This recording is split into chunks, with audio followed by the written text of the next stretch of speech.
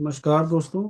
आज आपके सामने कर्मा रिकार्नेशन टॉर्कम सरदारियन की पुस्तक के नए अध्याय के साथ उपस्थित हूँ। आइए दोस्तों, इसे हम बड़े ध्यान से सुनते हैं।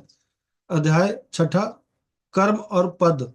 अगर कर्म आपको अपने विकास के मार्ग पर आगे नहीं बढ़ने देता है तो आप सुंदरता, ज्ञान और कला के सागर से घिरे हुए भी उसमें एक बंद बोतल की तरह रह सकते हैं।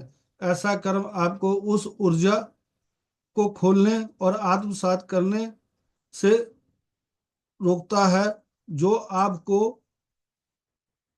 अपने विकास के मार्ग पर आगे बढ़ने में मदद करेगी।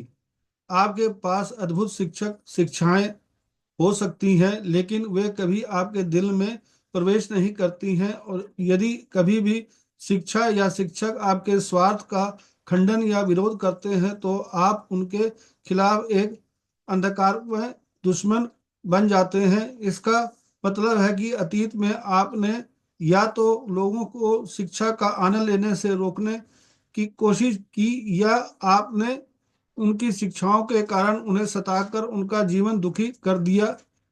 आप जीवन दर जीवन ऐसी परिस्थितियों में रहते हैं जिसमें आप अपने जीवन के आईने में देखते हैं कि आपने अतीत में दूसरों के साथ क्या किया था। यह भी संभावना है कि आपके दुर्गुणों के कारण आप पर अंधकार में शक्तियों का कब्जा हो, जो आपको शिक्षा या शिक्षकों के विरुद्ध प्रयोग करती है। ऐसे मौकों पर आपका रवैया शिक्षण पर आपके पिछले प्रत्यक्ष हमले का नतीजा नहीं है, बल्कि उनके भ्रष्ट जीवन के कारण आप अंधेरे ताकतों के हाथों में एक साधन बन गए और उन्हें शिक्षण पर हमला करने की अनुमति दी। आपको उनके तंत्र के रूप में इस्तेमाल किया।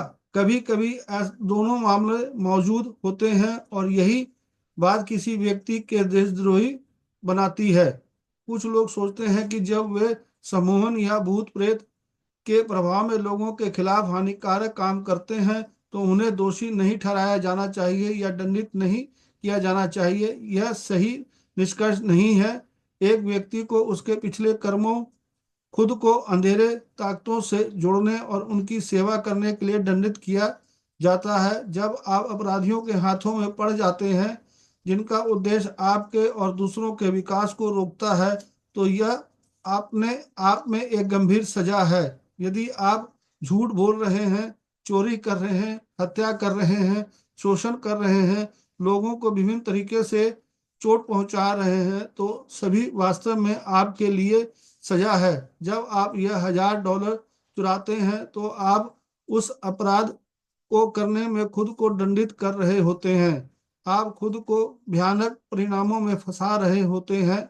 जो लोग किसी तरह से शिक्षण की सेवा करने वालों से रोके जाते हैं या शिक्षण के माध्यम से मानवता की सेवा करते हैं, या कई तरह से शिक्षा की सेवा करने वालों को सताते हैं, वे वे लोग हैं जिन्हें उनके अतीत के कारण ऐसी भूमिकाएं निभाने के लिए लाया जाता है ताकि वे अंत तथ्यों को समझ सकें और अपने जीवन को दुष्चक्र को तोड़ सकें। अक्सर लोगों को ऐसी सफलता पाने के लिए कुछ लोगों की जान लेनी पड़ती है। जब हम शिक्षा या शिक्षक के बारे में बात करते हैं तो कई लोग धर्म के बारे में सोचते हैं, लेकिन सच में शिक्षा जीवन का नियम है। प्रेम, करुणा, पवित्रता, सेवा, एकता का नियम।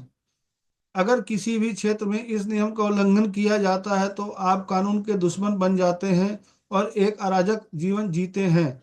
अपने स्वार्थ के लिए कानून का उल्लंघन करके आप स्वयं को कानून का दुश्मन बनाते हैं और इस तरह आप स्वयं ही अपने को दंडित करते हैं। जीवन में आपकी पिछली सेवा के लिए पुरस्कार के रूप में आपको एक पद दिया जाता है जिससे आप लोगों की सेवा कर सकते हैं, उनके चरित्र को निखार सकते हैं और उन्हें उनके गुणों को विकसित करने और उनके अंदर दिव्य क्षमताओं को प्रकट करने में मदद कर सकते हैं। ऐसी सेवा आपके पिछले लाभकारी कार्यों या कर्मों के लिए आपको दिया गया पुरस्कार है। एक दीक्षा समारोह में मेरे गुरु ने अभ्यर्थियों से कहा, आप जिम्मेदारी और समर्पित सेवा की पोशाक पहनने के लिए तैयार हैं। ऐसे जीवन आपके जीवन में आध्यात्मिक समृद्धि का स्रोत होगा। यह आपके लिए एक उपहार है जो जीवन द्वारा आपको दिया गया है। इस उपहार को संजोने की कोशिश करें और कभी भी प्रलोभनों और संकटों को अपने हाथों से उस उपहार को छीनने ना दें। कर्म न केवल आपकी सेवा और अध्ययन के मार्ग को अवरुद्ध करता है, बल्कि आपकी समझ को भी अवरुद्ध करता है। तो जो ऊर्जा का स्रोत है, जो आपके प्रत्यक्ष प्रयास करने के लिए प्रेरित करता है, अपनी बुराइयों, घृणा, ईर्ष्या और निंदा में अपना समय बर्बाद मत करो और अपने आप को जलाने के लिए पर्याप्त लकड़ियां इकट्ठा मत करो।